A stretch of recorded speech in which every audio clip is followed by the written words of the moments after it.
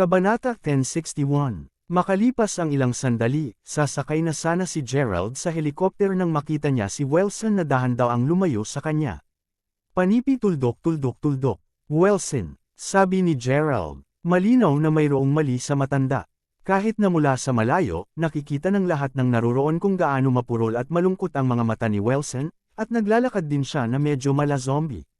Ito ay kakaiba, upang masabi lang.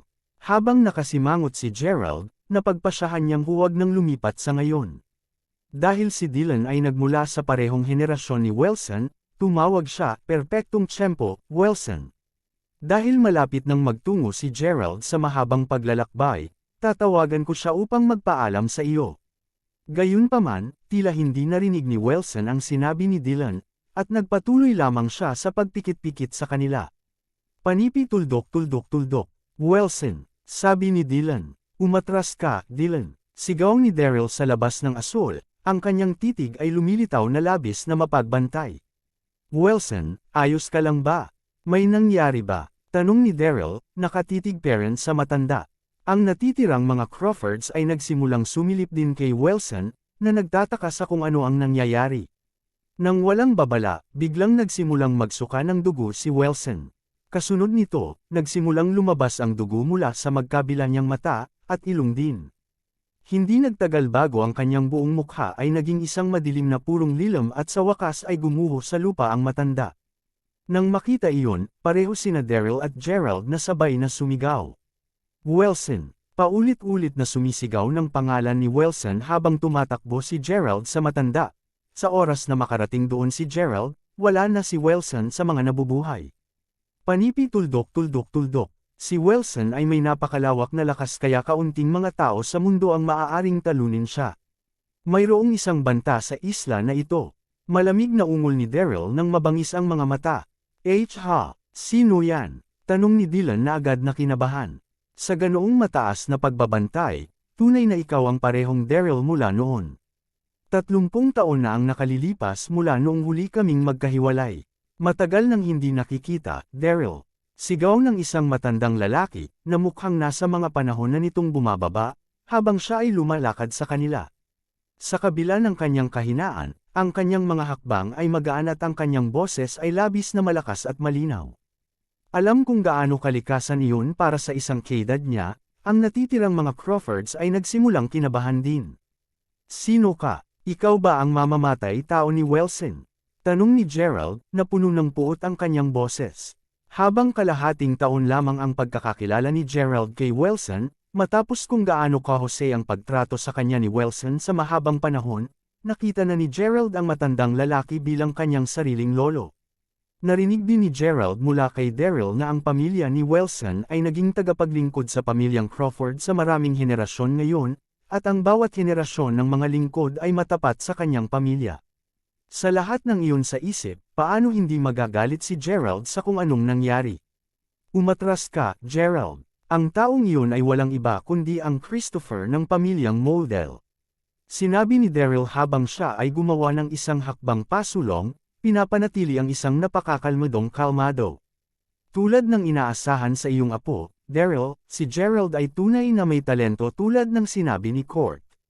Sa totoo lang, hindi ako naniwala noong sinabi sa akin ni Court na nagawa ni Gerald na pumasok sa larangan ng mga alamat. Pagkatapos ng lahat, sino sa planeta na ito ang makakabago ng mga batas ng kalikasan at sanayin ng isang batang mahusay na master? Sa pag-aalinlangan sa isipan, napunta ako upang tingnan ang sarili ko. 2. Think na ang sinabi ni Court ay totoo lahat, sabi ni Christopher habang tumatango ng maraming beses. Sa totoo lang, binabawi ko ito ng kaunti. Mula sa nakikita ko, medyo semi-great master ka lang. Isang awa, kung ang mga bagay ay medyo naging maayos, tiyak na nakakamit mo ang pamagat ng pangalawang batang dakilang master sa kasaysayan ng mga alamat. Kawawa, awa, dagdag ni Christopher. At bakit eksakto mo siyang naaawa, Christopher? Tiyak na hindi ka maaaring pumunta sa lahat ng mga paraan dito upang batiin lamang ang aking apo, tama? Gayun din, hindi ko mapigil ang mapansin na nawala ang iyong kanang braso. Paano nangyari iyon? Nagtataka ako, sagot ni Daryl. Mas gugustuhin kung hindi pag-usapan ang tungkol sa nawawalang braso ko. At hindi, syempre hindi. Paimpol akong lumapit para ilayo si Gerald. Sa gayon, hindi ko tatanggihan na una kong naisip na patayin siya sa sandaling makarating ako dito. Kung napunta ako doon, pagkatapos makilahok sa pangako ng banal na tubig, mananatili ang pamilyang Moldel at makontrol ang mga ugat ng dragon ng buong mundo. Haha, gayunpaman, pagkatapos makita si Gerald, hindi ko lang magawa ang aking sarili na gawin ito. Sa halip, napagpasyahan ko ngayon na kunin siya, upang makita kung paano din siya magiging isang mahusay na master. Sabi ni Christopher, napakaseryoso at may kumpiyansa sa pagsasalita mo, Christopher. Hindi ko akalain na nakalimutan mo ang laban natin 30 taon na ang nakakalipas, hindi ba? Hindi mo ba naaalala kung gaano kahirap para sa iyo na tumayo laban sa akin, kahit na ang iyong magkabilang braso ay hindi pa nakakakuha noon? Habang totoo na pareho kaming nakarating sa larangan ng mga alamat sa halos parehong oras 10 taon na ang nakakaraan, mayroon ka lamang kaliwang braso na natitira. Hindi madali para sa iyo na ilayo ang apo sa akin, alam mo. Sagot ni Daryl na nagsimula nang ipasok ang kanyang panloob na lakas sa kanyang mga kamay. Tulad ng sinabi nila, ang pagbabago lamang ang pare-pareho. Nais kong malaman din kung matatalo ulit ako sa oras na ito. Sabi ni Christopher na may mahinang ngiti. Kabanata 1062. Sa pagtatapos ng kanyang pangungusap, isang lakas ng hangin ang sumabog sa katawan ng matanda, na nagpapadala ng kanyang mga payak na damit na kumakabog sa simoy ng hangin. Napakahusay. Para malaman mo lang, matagal ko nang alam na iiwan mo ang iyong pag-iisa sa maaga o huli. Matagal ko nang inaabangan ang laban na ito. Sagot ni Daryl na may malakas na tawa. Ang iba naman ay nanood habang silang dalawa ay dahan-daw ang nagsisimulang lumapit sa isa't isa. Bago tumalon sa hangin, nakatayo sa tabi, nanood si Gerald habang pareho silang nagpapakita ng pantay na lakas at kasanayan habang nagpapalitan ng suntok. Kaya't ito ay isang away sa pagitan ng magagaling na masters. Makapangyarihang tunay na makapangyarihang. Gayunpaman, ang ikinagulat pa ni Gerald ay ang katotohanan na kahit may isang braso lamang si Christopher, tila hindi siya nakikipaglaban sa isang kawalan. Sa katunayan, kahit na pagkatapos ng pagpapalitan ng higit sa 100 hampas sa isang kisap mata, alinman sa dalawang matandang lalaki ay hindi nakakuha ng anumang uri ng kalamangan sa bawat isa. Lilito na nagdurusa ka sa katahimikan sa loob ng 30 taon na ito, Christopher. To think na sobrang lakas mo pa rin kahit nawalan ka ng braso. Sabi ni Daryl, isang pahiwatig ng takot sa kanyang boses. Ngayon mo lang ako binobola. Sagot ni Christopher na may mapait na ngiti. Anuman, hindi madali para sa iyo na makuha si Gerald at ilayo siya. Dagdag ni Daryl, nako, mulat na alam ko, Daryl. Iyon ang dahilan kung bakit ipapakita ko sa iyo ang isang maliit na pagkabansot na inihanda ko. Nagtataka ako kung may sapat kang kakayahang makatiis. Sabi ni Christopher habang nakangiti. Isang pagkabansot, tanong ni Daryl habang nakasimangot. Nang matapos ang pangungusap ni Daryl, pinagmasdan niya ang malapad ang mata habang ang katawan ni Christopher ay medyo naging translucent. Napagtanto na ito ay isang pagkatapos ng imahe, kaagad na nakuha ni Daryl ang isang nagtatanggol na posisyon habang si Christopher ay sumugod sa kanya na may sobrang bilis. Dahil inaasahan ni Daryl ang isang agarang pag-atake, hindi niya napansin sa oras na si Christopher ay may salamin sa kanyang kamay. Sa sandaling ang salamin ay nagsiwalat, isang puting ilaw ang bumaril mula rito, na tumama sa dibdib ni Daryl. Sa sandaling nangyari iyon, kaagad na nag-ulo ang isipan ni Daryl, binibigyan si Christopher ng pagkakataong isiksik ang kanyang palad sa dibdib ni Daryl. Labis na pagkahilo upang masira ang kanyang pagkahulog, natapos si Daryl na itinapon pa atras bago bumagsak sa lupa. Lolo, sigaw ni Gerald habang sinimulan niya agad ang pagmamadali upang tulungan ang bumagsak na lolo. Si Christopher, gayunpaman, ay wala sa alinman sa mga iyon. Sa pamamagitan ng isang alon ng kanyang kamay, isang lakas ng lakas ay inilunsad patungo kay Gerald. Sa kabila ng paggamit ng lahat ng kanyang lakas, natagpuan ni Gerald ang kanyang sarili na hindi makatiis sa napakalawak na puwersa.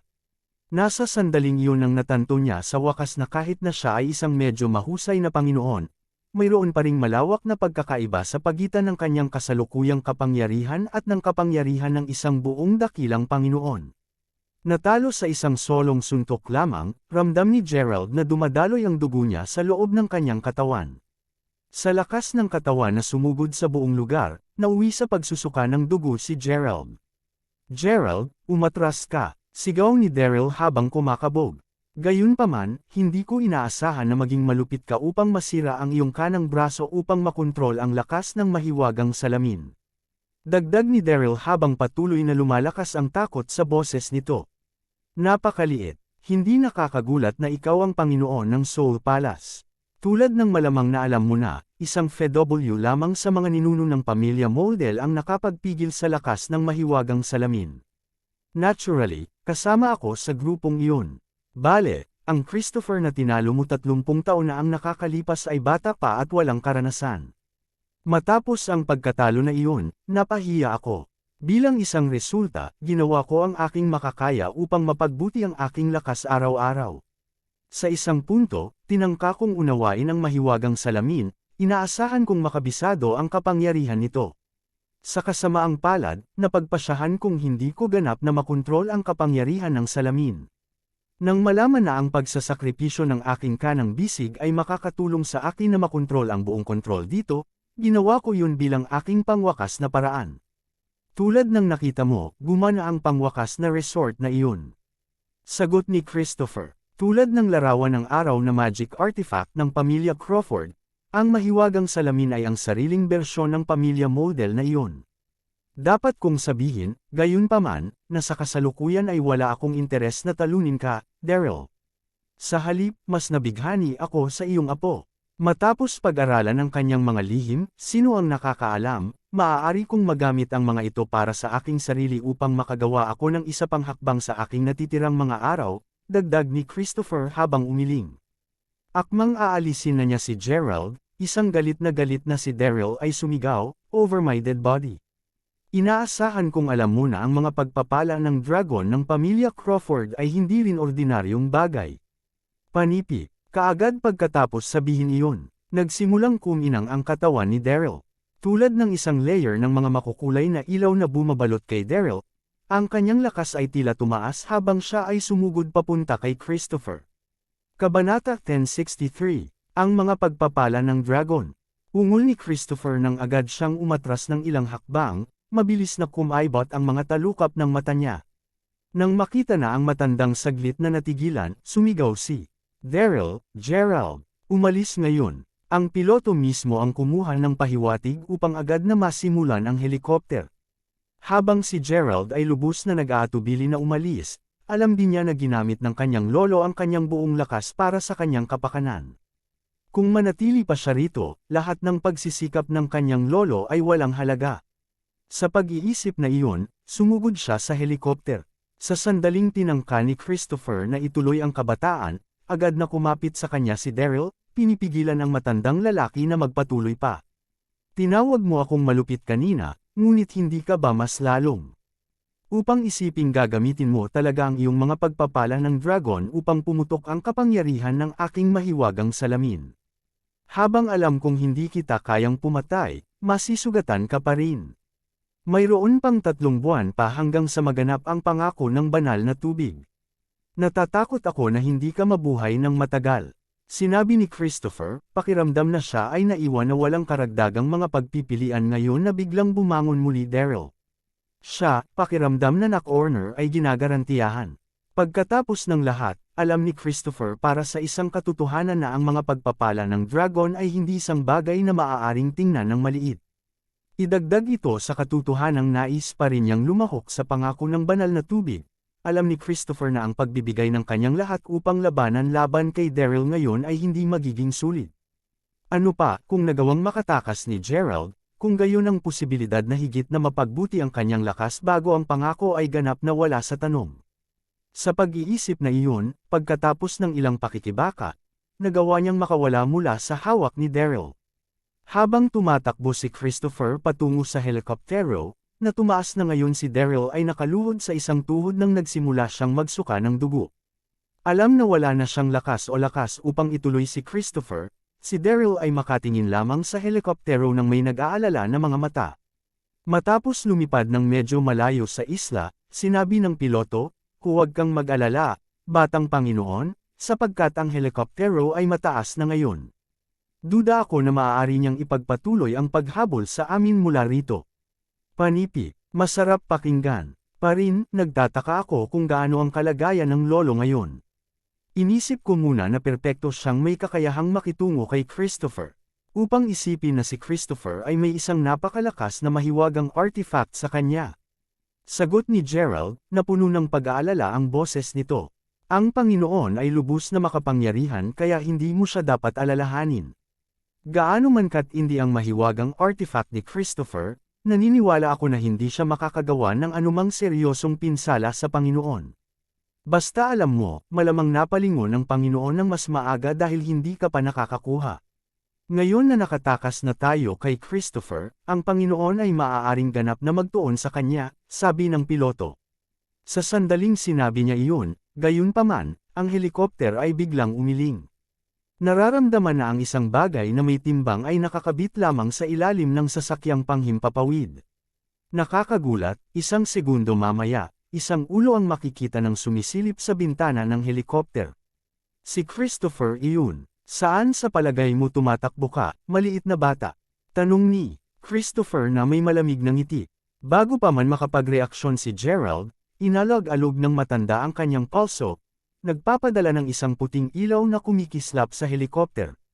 Kasunod nito, naririnig ang tunog ng pagsabog, at pagkatapos ng marahas na pagyanig, nagsimulang bumulusok ang helicopter. Hindi nagtagal bago ito sumalpok sa lupa, at sa epekto, ipinadala ang mga bato sa paglipad sa buong lugar habang ang isang naglalagablab na apoy ay sumikop sa helikopter. Nasa kung saan man si Debris habang ang nasugatan na si Gerald ay dahan-daang naupo bago tumayo. Dahil siya ay isang semi-mahusay na Panginoon ngayon, ang kanyang katawan ay makatiis ng higit sa kung ano ang kayang gawin ng mga ordinaryong tao. Ang pareho ay hindi masabi para sa namatay na piloto, gayunpaman. Wala talagang dahilan para magpatuloy ka sa pagtakbo, alam mo. Sumama ka sa akin. Sa iyo, makukuha ko ang posibilidad na lalong dagdagan ang aking lakas bago ang pangako ng banal na tubig, sabi ni Christopher, na nakatayo sa gilid na may mahinang ngiti sa labi. Sa ibabaw ng aking patay na katawan.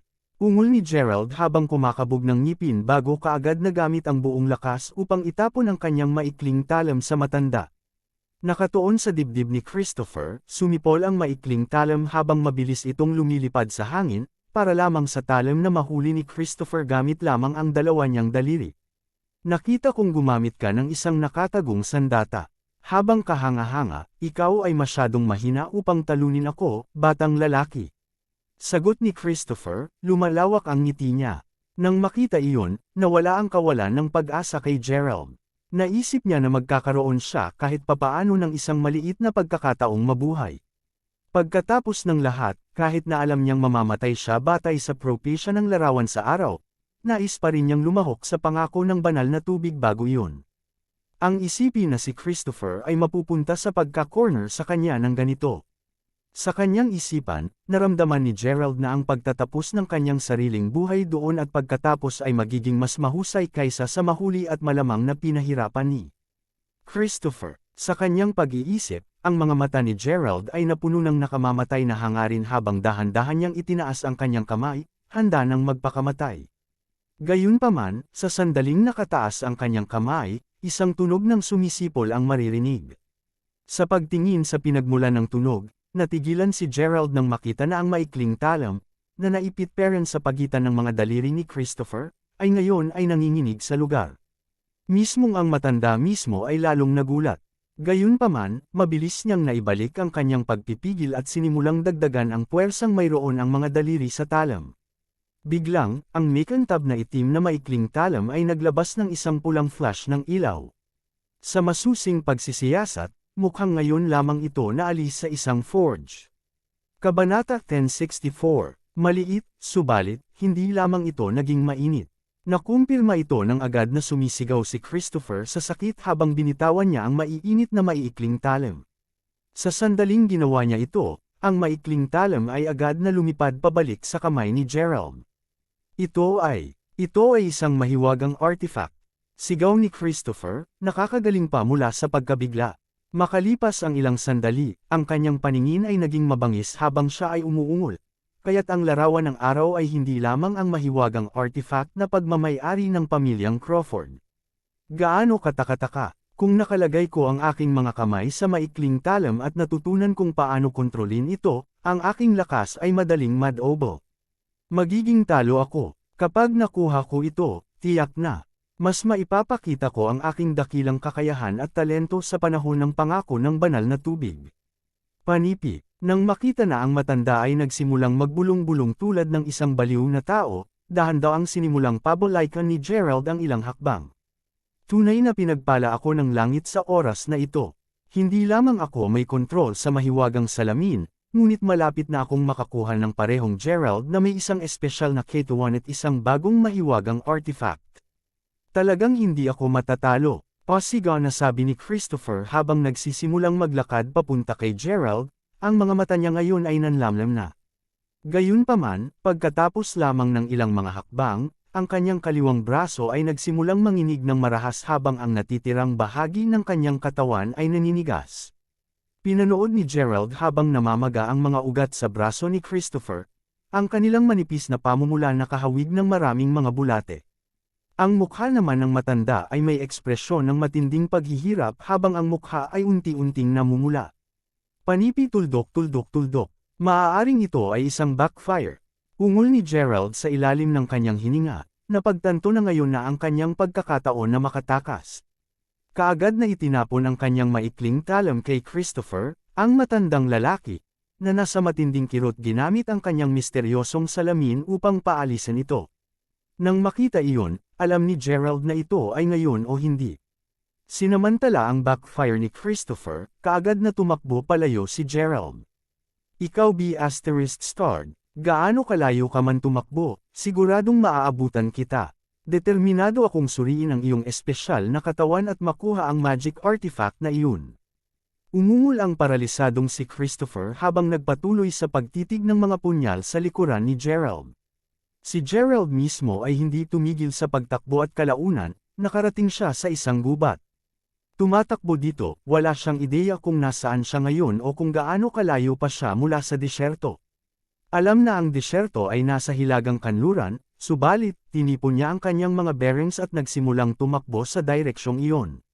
Makalipas ang 3 araw nang makarating si Gerald sa isang sapa, nakaramdam ng labis na uhaw, nagpasya siyang tumigil upang uminom ng tubig. Kaya't tila ang pagpili sa iyo ay ang tamang pagpipilian pagkatapos ng lahat. Sa palagay ko na pagpasyahan mo sa wakas na ihayag ang banal na espiritu sa iyo, sabi ni Gerald, isang pahiwatig ng kaligayahan sa kanyang tono habang inilabas niya ang kanyang maikling talam. Ano ito? Sabi ni Gerald sa oras na napagtanto niya na ang maikling talam ay mukhang bahagyang naiiba mula sa dati. Kung titingnan itong mabuti, tila may mga kakaibang linya at salita ang lumitaw sa magkabilang panig ng talam. Sa isa sa mga gilid, ang salitang Dawnbreaker, ay makikita na nakaukit sa talam sa sinaunang sulat kamay. Dawnbreaker, iyong pangalan mo yata, ha? Isang mabangis na pangalan, napaisip si Gerald sa sarili.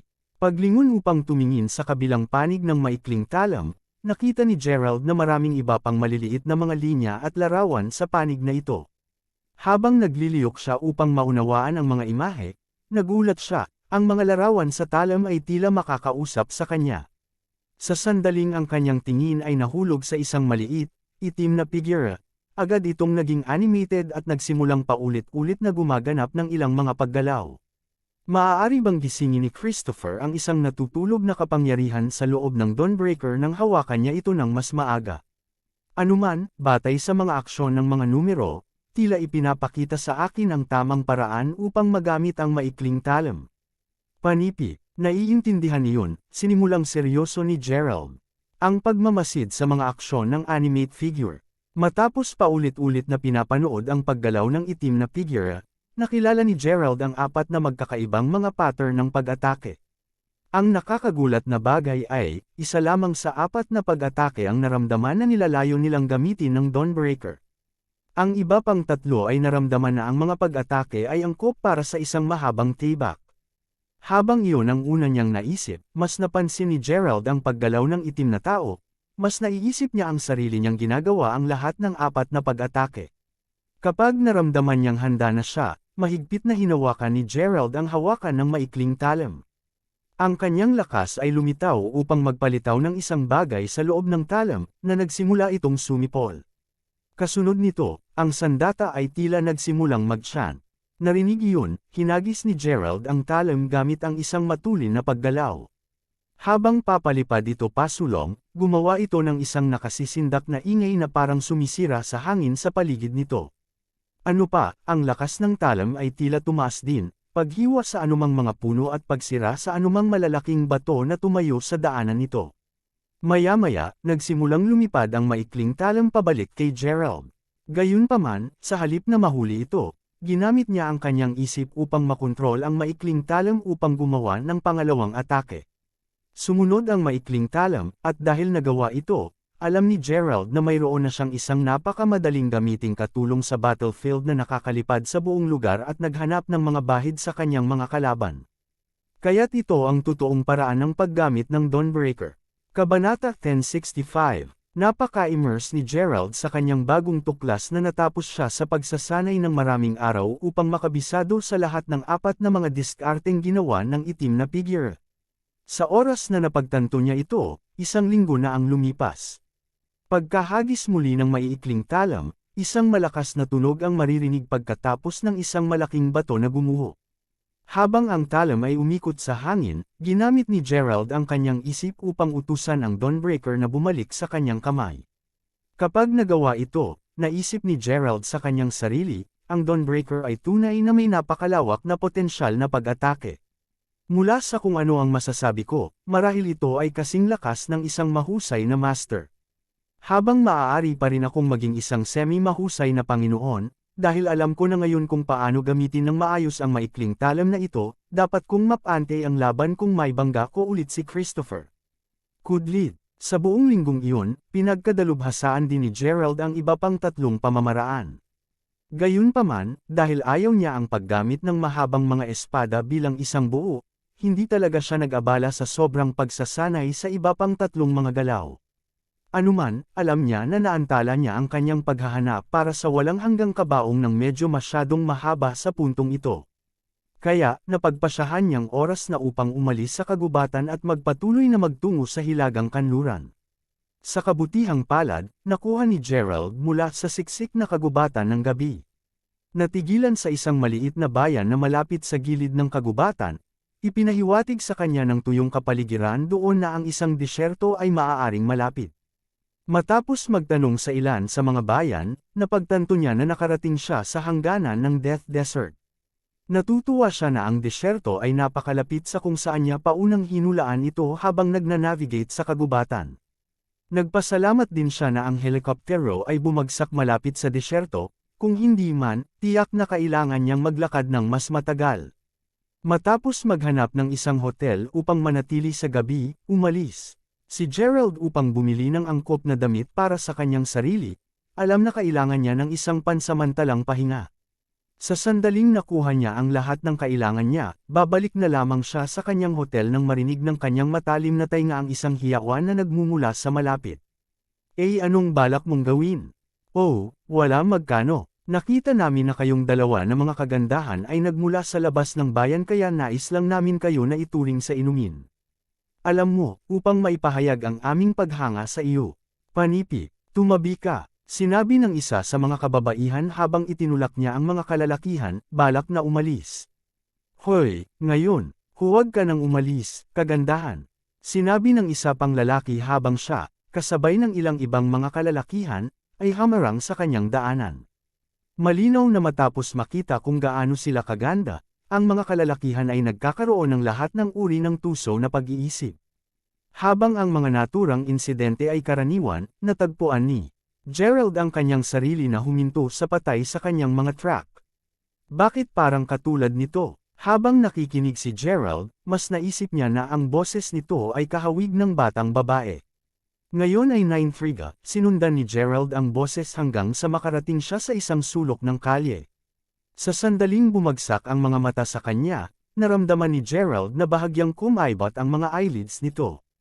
Kaya't siya talaga, Bakit siya nakalabas dito? Nagtatakang naisip ni Gerald sa sarili. Gayunpaman, mabilis niyang inalag ang sorpresa sa sandaling nakita niya ang mga kalalakihan na nagsisimulang kumilos. Bahagyang nakakunot ang noo, nagsimula na siyang maglakad papunta sa mga lalaking nanggugulo. Ang mga kabataan mismo ay puwersahang idrag ang mga kababaihan palayo nang maramdaman ng dalawa sa kanila ang isang kamay na nakalagay sa kanilang balikat. Paglingon upang makita kung sino ito, sinalubong sila ng paningin ng isang lalaking nakasuot ng takip at maskara. Ha! Saan ka nagmula? Ikaw ay B****. Bale sarili mong negosyo. Kung hindi ka aalis ngayon, papatayin kita. Malamig na binalaan ang kabataan. Siguraduhin na baguhin ang kanyang boses ng bahagya, sinabi ni Gerald, pakawalan sila. Oh, talagang nais mong kumilos tulad ng isang bayani at iligtas ang mga kagandahang ito. Isa ka lamang. Bago pa masabi ang lalaki ng anupaman, hinawakan siya ni Gerald sa palso, at isang segundo lang ang lumipas, naririnig ang tunog ng mga pumutok na buto. Narinig ang hiyawan ng kanilang kakampi ng sakit, ang natitirang mga kabataan ay agad na nag-atake. Gayunpaman, pagkatapos ng pagpalit-palit ng pagsuntok sa dibdib ni Gerald, lahat sila ay nagtapos sa paghagulhol sa sakit habang nakahawak sila sa kanilang mga nasaktan na kamao. Lahat sila ngayon ay nakatingin kay Gerald, takot na takot. Ang pagsuntok sa kanya ay nararamdaman na sinusuntok nila ang isang bundok kaysa sa isang aktwal na tao.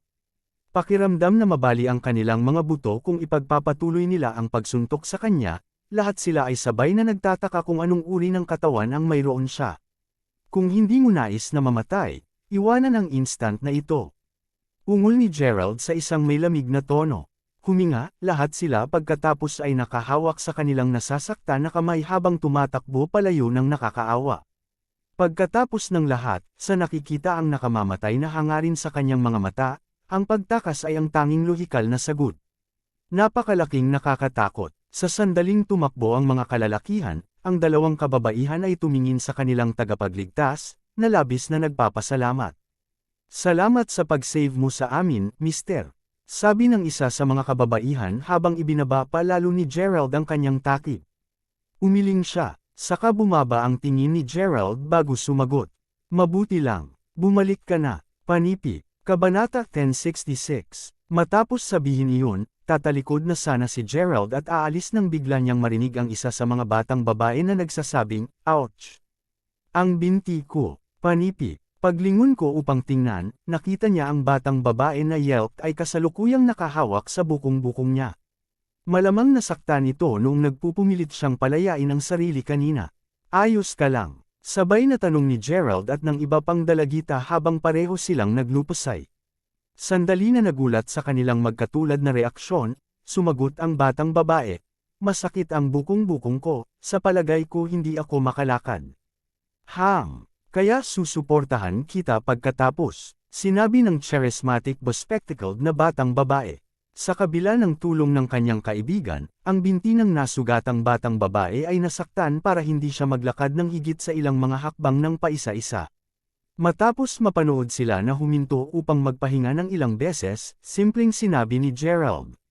Napakatagal nito, hayaan mo lang akong tumingin. Siyempre, ngunit, hindi ba mas makakabuti kung suriing muli ang kanyang bukong-bukong sa aming lugar? Natatakot akong bumalik ang mga hooligan na iyon. Sagot ng daldal na batang babae sa banayad na tono. Oo naman, sabi ni Gerald habang bitbit ang dalagang nasugatan sa kanyang likuran. Dala-dala ulit ito ng ganito, parang nostalgic ang pakiramdam ni Gerald. Speaking of, saan kayo patungo? Mananatili kami sa Buck Hotel. Oh, anong pagkakataon? Nananatili din ako doon. Panipi, nakita ko. Nandito ka ba para sa isang paglalakbay? Panipi, sa katunayan, kumusta naman kayong dalawa? Mga reporter ka ba o ano? Sagot ni Gerald na may bahagyang mapait na ngiti. Nagulat, tinanong ng mga batang babae, paano mo nalaman? Sa gayon, sabihin na lang natin na ang uri ng iyong karakter ay binigyan ka. Sabi ni Gerald, haha, nakakatawa ka diba? Sagot ng charismatic na batang babae na may baso. Kung hindi mo ako isiping magtanong, saan ka galing? Tanong ng batang babae na nasugatan. Hindi yun mahalaga, hindi ba? Panipi, Naku hindi, sadyang nahanap ko na medyo pamilyar ka sa isang matandang kaibigan ko. Hindi naman siya gaano kahusay o kasing lakas mo. Sagot ng dalaga na medyo kinakabahan. Kasunod nito, idinagdag niya sa mas malambot na tono. Alam mo, na-sprain ko ang aking bukong-bukong minsan at iyon ang unang pagkakataon na nakilala namin ng maayos ang isa't isa. Malinaw ko pa ring naaalala na dinala niya ako sa kanyang likuran, tulad mo ngayon. Panipi, mukha kang emosyonal kapag pinag-uusapan mo tungkol sa kanya. Siya ba ang iyong kasintahan? Tanong ni Gerald, bahagyang namula ang mukha sa puntong ito. Hehe, hindi ako pinalad na maging kasintahan niya. Walang swerte sa pag-ibig, alam mo. Marahil ay hindi niya lang alam kung paano ka pahalagahan. Dahil napakaganda mo, sigurado akong makukuha mo ang lahat ng mga lalaking gusto mo. Sagot ni Gerald. Tama siya, alam mo. Mahigit 1 taon na ang nakalilipas mula nang huli kayong nag-usap, kaya dapat talaga kalimutan mo na siya at magpatuloy. Sabi ng dalagang spectacled, hindi siya isang tao na kaya ko lang bitawan iyon ng madali. Sagot ng babaeng nasugatan habang umiling. Napabuntong hininga, sumagot ang batang babae na walang pasok, walang saysay na nakikipagtalo sa iyo. Narinig iyon, si Gerald mismo ay nanatiling tahimik. Hindi nagtagal, dumating ang trio sa hotel. Mayroong isang restaurant sa unang palapag ng hotel, at sa kanilang pagpasok sa kanilang tatlo, isang grupo ng mga tao na kumakain doon ang agad na napansin ang dalawang batang babae. Parang pamilyar sa kanila, agad na tumakbo sa kanila. Ang grupo ng mga tao. Ayos ka lang. Ano ito kung gayon? Anong nangyari? Paano mo sinaktan ang iyong binti? Tinanong kung ano ang naging pinuno ng pangkat sa isang nag-aalala na tono habang siya ay lumalakad. Katatapos lamang ng kanyang tanong, isa pa sa mga kalalakihan, na mukhang charismatic at nagsusuot ng suit ay tumakbo diretso para sa nasugatang batang babae bago magtanong, ayos ka lang ba? Gie, bago pa siya makapag-reply, ang parehong tao ay lumingon kay Gerald sa halip na naiinis. Sino ang lalaking ito? At bakit niya siya dinadala sa kanyang likuran? Kudlid. Kabanata 1067. Iniligtas tayo ng taong ito, G. Lockhart. Sabi ni Gia habang dahan-dahang bumababa sa likuran ni Gerald.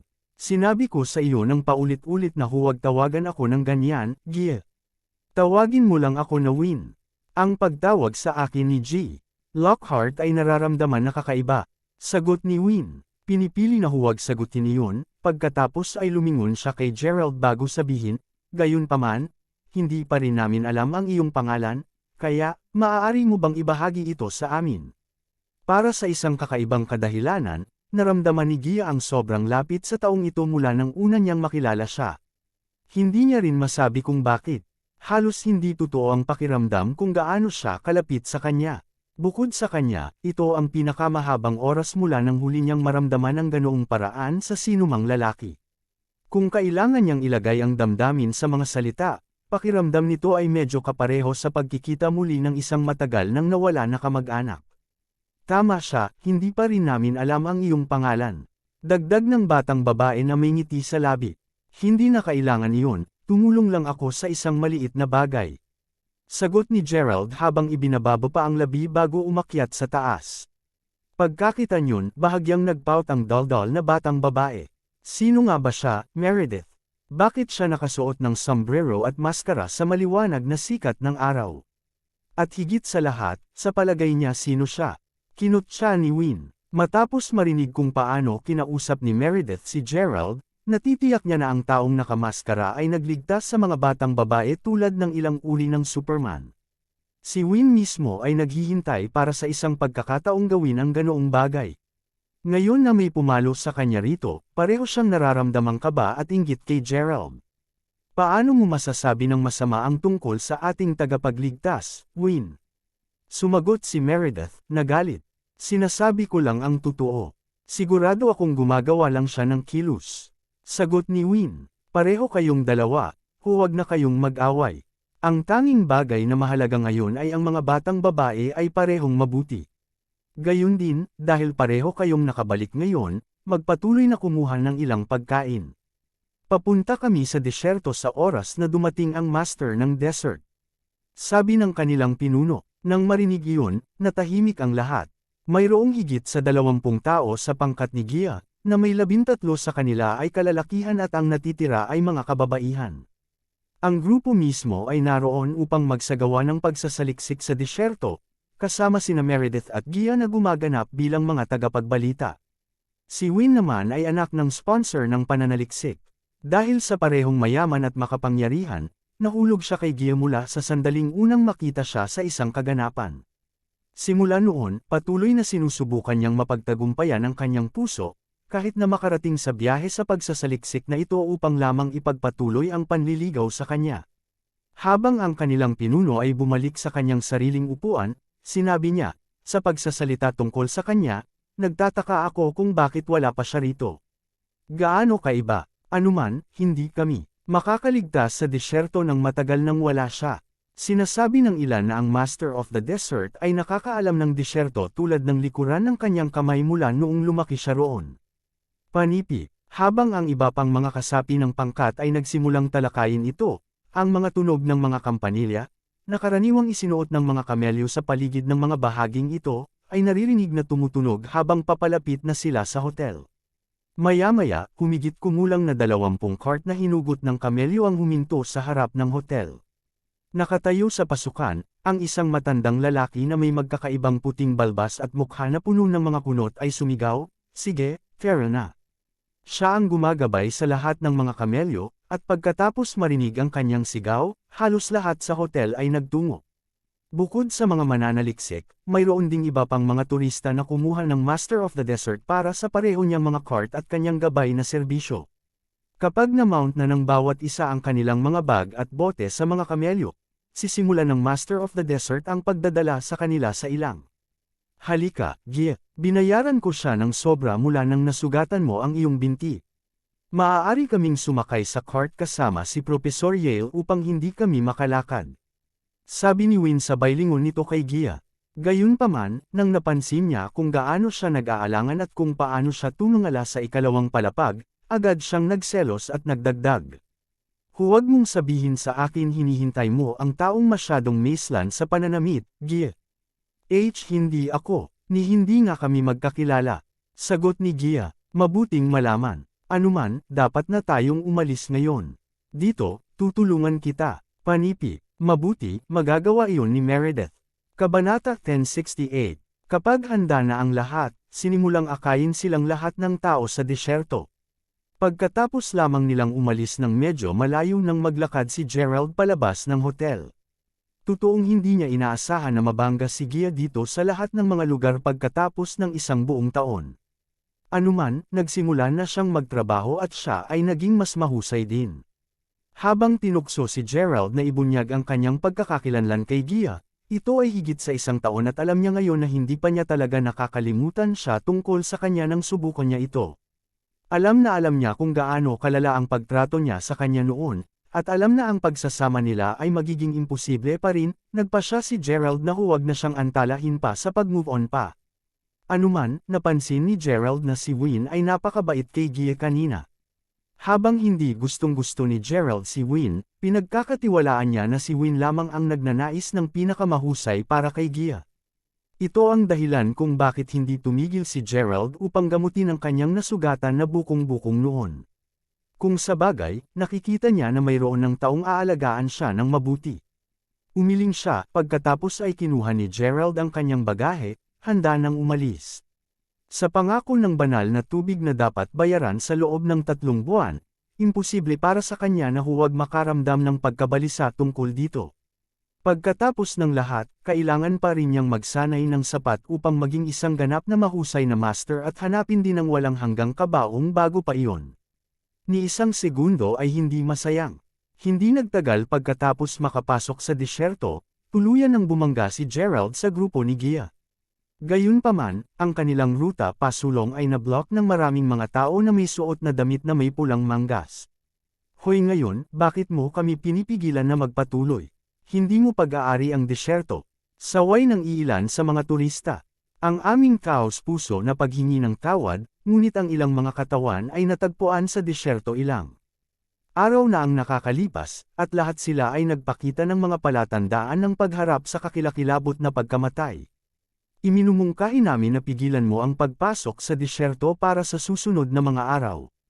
Ito ay tunay na hindi nagkakahalaga ng pagbibigay ng iyong buhay para sa isang simpleng bakasyon. Paliwanag ng isa sa mga lalaking may pulang manggas. At sa palagay mo hindi pa natin alam ang tungkol dito. Narito kami sa isang pakikipagsapalaran at walang pumipigil sa amin.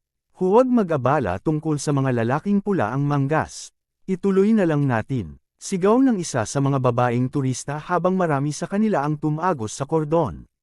Sa pangkat ng mga turista na napakahigpit sa pagpapatuloy, hindi mapigilan ng mga pulang lalaki ang mga lalaki. Tulad ng sinabi ng babae, ang mga turistang ito ay narito para sa isang pakikipagsapalaran. Agad na lumalakad sa susunod na pangkat na may pulang manggas, sinabi ni Professor Yale, talagang pinahahalagahan namin ang inyong gawain, mga kabataang lalaki. Anuman, habang nandito sila sa bakasyon, narito ang aking pangkat upang magsagawa ng ilang pagsasaliksik. Inaasahan kong papayag ka sa amin at sa aming mga court na pumasa. Panipi tuldok. Kaya, ang iyong grupo ay tila seryoso sa mga court at lahat. Sa palagay ko hindi ka namin mapipigilan na magpatuloy din. Anuman, sana magtagumpay kayong lahat. Sagot ng isa sa mga lalaking may pulang manggas habang pinapayagan ng iba pang kasama niya ang grupo ni Gia na dumaan. Habang nagpatuloy si Professor Yale at ang iba pang mga mananaliksik, nakita ni Meredith ang ilang mga turista na umatras, marahil ay natakot matapos marinig ang sinabi ng mga pulang manggas na lalaki. Nagulat siya, nakakita siya ng pamilyar na figure na naglalakad din sa likuran nila. Kamakaway sa kanya, sinabi niya, sa palagay mo sumama ka rin. Nodding bilang sagot, simpleng nagpatuloy si Gerald sa paglalakad ng tahimik. Nang mapagtanto na naruroon siya, patuloy na nakatitig si Gia sa binata. Ang mas pagtingin niya sa kanya, mas naramdaman niyang kilala siya mula sa kung saan. Habang siya ay may ligaw na hulaan kung sino ito, ang taong nasa isip niya ay walang isang matibay na mukhang figure. Sa pagsasalita nito, sa palagay ko dapat kang sumali sa aming grupo. Tulad ng sinabi ng mga lalaking iyon doon, ang disyerto na ito ay tila mapanganib. Ang pagdikit sa amin ay dapat na mas ligtas dahil maraming mga turista sa grupo. Kaligtasan sa mga numero, tulad ng sinasabi nila. Kumusta naman? Iminungkahi ni Meredith mula sa itaas ng cart. Ha! Ang taong masyadong mislan sa pananamit ay mukhang narito siya sa isang putol na paglalakbay. Ibig kong sabihin wala siyang kahit na isang kamelyo upang magbigay sa kanya ng tubig. Sa maliit niyang bote na iyon, mamamatay muna siya sa uhaw bago pa man dumaan sa disyerto. Nini siya ni Win. Mangyaring, sumali sa amin. Maaari kitang bayaran. Dagdag ni Meredith, ngayon na lalong nag-aalala. Umiling siya, simpleng sagot ni Gerald, pinahahalagahan ko ang iyong tulong, ngunit tatanggi ako. Hey, hindi mo kailangan ito, sabi mo. Wala kang ideya kung gaano kadali mawala sa disyerto na ito, hindi ba? Nang wala ang aking tulong, 9 sa 10 tao ang hindi makikilala ng buhay. Markahan ang aking mga salita, magsisisi ka na hindi ka sumali sa amin. Gayun din, mula nang sinabi mo yan, kahit na magbago ang isip mo at may magbayad sa iyo, hindi pa rin kita papayag na sumali sa amin. Kinutya ang Master of the Desert habang malamig na tinitigan niya si Gerald bago isubo ang kanyang lata ng beer. Dahil walang sino man ang nagsabi sa kanya na ang kanyang tulong ay hindi kinakailangan, ang Master of the Desert ay lubos na mapagmataas. Sa pamamagitan nito, sinampal niya ang mga gilid ng kanyang mga kamelyo na humantong sa kanyang mga cart na mas mabilis na gumalaw. Nag-aalala lang sina Meredith at Gia sa nakalakad na binata na dahan-daw ang nawala sa likuran nila. Kabanata 1069. Bagaman ang paglalakbay sa disyerto ay parehong mahaba at mainit, ang mga mananaliksik at turista ay mahusay lamang sa tulong ng Master of the Desert. Matapos ang 2 araw na paglalakbay, dumating ang pangkat sa sentro point ng disyerto. Tulad ng inaasahan, mula sa kung saan sila kasalukuyang naroon, walang isang kaluluwa ang makikita sa loob ng mga mabuhanging lupa. Sa oras na iyon, ang takip silim ay papasok na sa lalong madaling panahon kaya't napagpasyahan nilang tumigil sa isang kanlungan na medyo sira na. Sa kabutihang palad, maganda pa rin para sa kanila na manatili sa gabi. Nagtataka ako kung paano ginagawa ang lalaking iyon. Sa palagay mo ba ay bumalik siya sa bayan? Ungol ni Gia habang nakaupo sa tabi ng furry place, iniisip ang tungkol sa lalaking nagligtas sa kanya. Duda ako, parang hindi siya ganoong klaseng lalaki.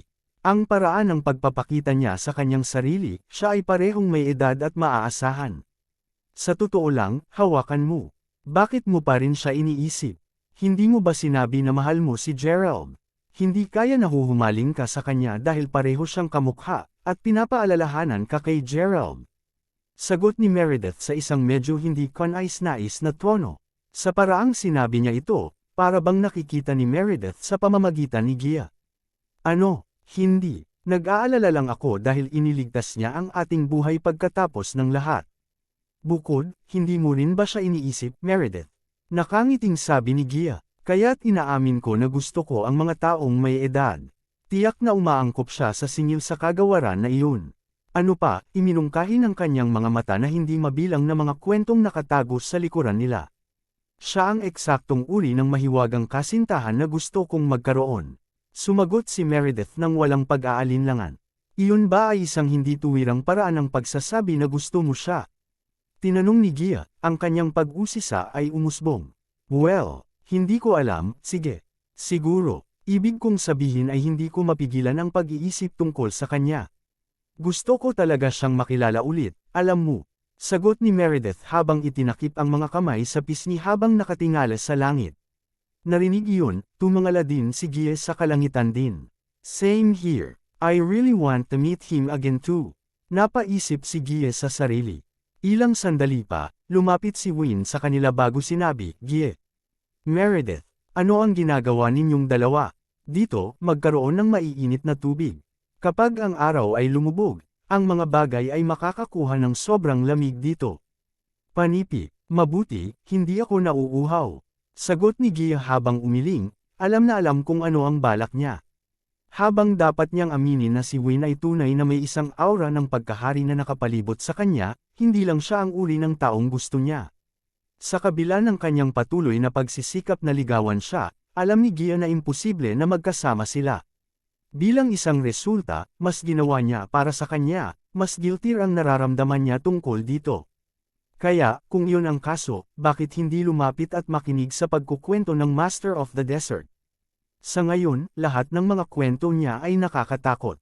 Mungkahi ni Win. Pagkatapos ay itinuro niya ang propesor bago idagdag, tingnan mo, kahit si Professor Yale ay interesado sa kanyang mga kwento. Halika na, panipi. Narinig iyon, parehong nakipagpalitan ng tingin sina Gia at Meredith sa bawat isa. Dahil narito sila bilang mga reporter at kailangan nilang magsulat ng mga artikulo sa sandaling bumalik sila, marahil ang pakikinig sa isang kawili-wiling kwento o dalawa ay makakatulong sa kanilang pagsulat. Sa pag-iisip na iyon, sumali muli ang dalawang batang babae sa karamihan ng mga tao na nakikinig sa kwento ng Master of the Desert. Ang kwento mismo ay nagpunta sa The Legend of Capernani, at tinitiyak ng taong may balbas na gamitin ang kanyang pinakaseryosong tono habang binabahagi ang kwento. Mahalaga, ang kwento ay tungkol sa isang matandang lola na nanirahan sa disyerto. Walang nakakaalam kung siya ay isang tao o isang multo, ngunit ang mahalaga ay para sa kabuhayan, sinipsip niya ang mga tao na tuyo ng kanilang dugo. Sa katunayan, lahat ng mga nakaraang pagpatay ay maaaring napakahusay na ginawa ng Capernani. Hindi lamang siya nakakatakot, ngunit siya ay napakalakas din at hindi nakasuot ng bala. Walang kahit na nangangarap na pumatay sa kanya, at ang ilang mga account ay nagsabi na ang sinumang normal na tao na makakakita sa kanya ay magwawakas ng patay. Totoo bang napakakilabot nito? Kung ang isang bagay na ganyan talaga ay nasa labas, kung gayon ipapalabas sa publiko ngayon. Ungol ng isa sa mga tao na nagkakamput sa harap ng Master ng Desert. Maraming iba pa, gayunpaman, ay nanatiling tahimik, pakiramdam medyo spooked sa kwento. Pero syempre, siya, papapasukin kita sa isang bagay na mas nakakagulat. Tunay na mayroon si Capernani, at nakita ko siya dati gamit ang aking sariling mga mata. Bulong ng Master of the Desert. Habang ang panginginig ay ipinadala sa halos lahat ng mga tinek ng lahat, tumawa lang si Professor Yale bago sabihin, tunay kang napakahusay na taong mapagbiro, Master of the Desert. Huwag gaanong takutin ng mga bata. Panipi, ngunit hindi ako nagbibiro, talagang nakita ko siya dati. 7 pa lang ako noon at nakita ko siya kapag sinusundan ko ang aking ama sa disyerto. Sagot ng balbas na lalaki sa isang seryosong tono, isang pahiwatig ng takot sa kanyang boses. Nakikita kung gaano kaseryoso ang ekspresyon ng master ng desert, maging ang propesor ay hindi mapigil ang tumigil sa pagtawa. Kabanata 1070, medyo pagkatapos ng takip silim noon. Tulad ng kung paano ito ngayon. Ang araw ay lumubog na at dumidilim na. Sa oras na iyon, nakatagpo kami ng isang ilog at sinabi sa akin ng aking ama na magtatayo kami ng kampo doon. Kapag naayos na ang lahat, nagtungo kami sa ilog upang makalakam ng tubig para sa susunod na araw. Pagdating sa ilog ng magkasama, noon namin siya nakita. Panipi, habang ang lahat ay nakatingin sa mata ng master ng desert, nagpatuloy siya, si Caprenani ay umiinom ng tubig sa tabi ng ilog. At kahit na hindi ko makita ng maayos ang kanyang mukha sa ilalim ng ilaw ng buwan, naalala ko ng malinaw na mayroon siyang mahabang dila at ang kanyang buhok ay mahaba at magulo. Panipi, huminto sa aming mga truck, ang matandang babae ay itinaas ang kanyang ulo at makipag-ugnay sa amin.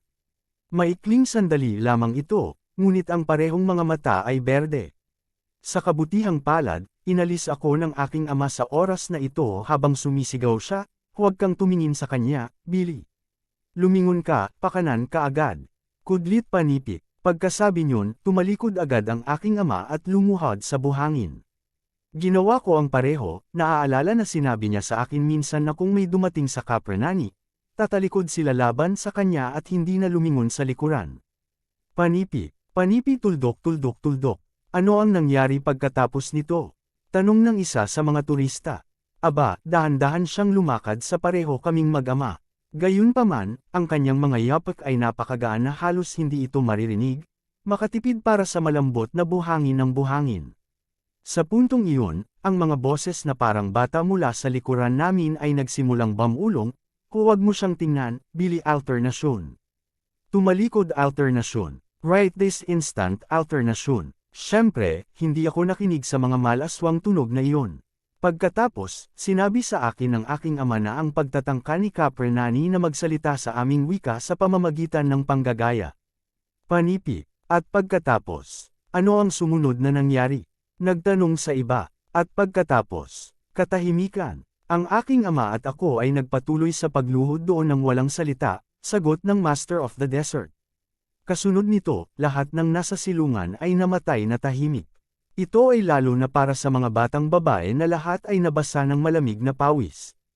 Ito ay salamat sa katahimikan na biglang marinig ng lahat ang mahinang tunog ng mga paa na hinihila ang buhangin na dahan-dahang papalapit sa kanlungan. Habang ang lahat ay lumingon upang tumingin sa pasukan, lahat sila ay nakatitig sa takot habang ang isang figure ay unti-unting lumalapit at papalapit. Pagkabalisa ng pagtaas, maraming mga batang babae kaagad ang nagsisigaw. Gayunpaman, sa sandaling napagtanto nila na ito ay isang binata lamang na nakasuot ng maskara at isang takip, ang parehong mga batang babae ay agad na sumigaw, "Ikaw! Natakot mo ang buhay na sikat ng araw sa amin." Si Meredith mismo ay tumayo na nagtatakang sinabi niya, "Ikaw na naman." Tama na, ang taong lumitaw lamang ay walang iba kundi si Gerald. Nang hindi tinatanggal ang kanyang maskara, sumagot si Gerald pagkatapos, "Kaya, isang pagkakataon. Totoong ito, kanina pa lang kita iniisip." Sabi ni Meredith habang nakangiti siya ng masaya habang namumula. Si Win, sa kabilang banda, ay simpleng inisyon, "Aba kung hindi ikaw na naman. Ano ang nangyari, ha? Wala namang ibang pupuntahan di ba? O baka wala ka na sa tubig? Taya ko na labis kang nasisiyahan sa sandaling nakita mo ang aming mga cart, tama? Haha. Ano ang mali, akala ko hindi mo kailangan ng tulong namin." Panipi, muli, ito ay isang pagkakataon lamang. Sagot ni Gerald habang papunta sa isang sulok at tahimik na umupo. Hindi pa ba nakabalik sina Minnie at Juan? Tinanong ang isang tao mula sa pangkat na iyon sa oras na iyon. Ano, kailan sila lumabas? Tinanong ng Master of the Desert. Halos kalahating oras na ang nakakalipas, sa palagay ko. Tumungo sila upang kumuha ng litrato. Panipi, mapanganib na lumabas doon ng gabi. Kailangan nating hanapin agad sila. Iniutos sa Master ng Desert habang maraming tao ang kasama niya. Matapos maghanap sa paligid habang sinisigaw ang mga pangalan ng dalawang nawawalang tao ng ilang sandali, ang ilang mga batang babae ay biglang nagsimulang sumisigaw ng hysterically. Hanggang dito na lang muna ang ating kwento, maraming salamat sa pakikinig. Huwag kalimutan mag-like, share, subscribe at i-comment ang inyong reaksyon sa ating kwento.